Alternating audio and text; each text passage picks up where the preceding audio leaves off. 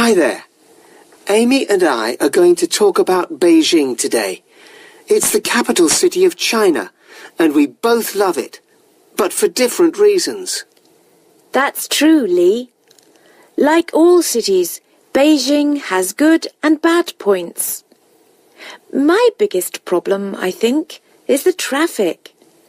It seems as if the number of cars on the roads has increased so much recently, and that makes the city very noisy and dangerous for cyclists. It doesn't put me off riding my bike, though. You just have to remember not to hesitate or slow down too much, or you'll lose your confidence. You have to pedal fast and use the cycle paths when you can. We're lucky. Beijing has loads of specialist cycle tracks, and some of them are as wide as motorway lanes. You don't get anything like that in England. We need them, though. My mum sent me a newspaper article about cycling in Beijing. It said that 1/4 of the population own a bike.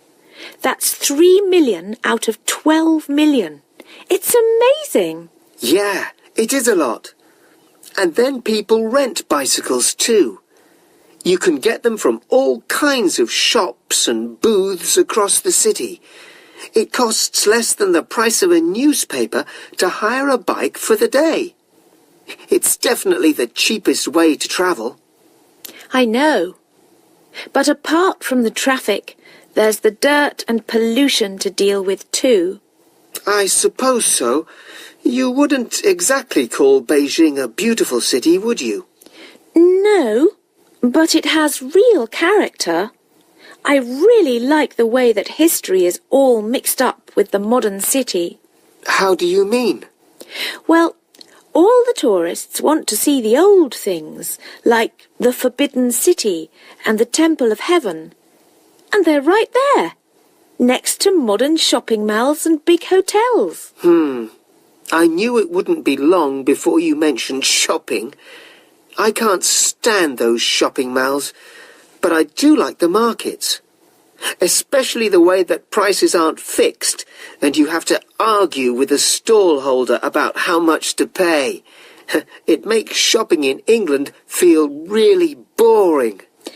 Beijing certainly isn't boring. Shall we talk about food?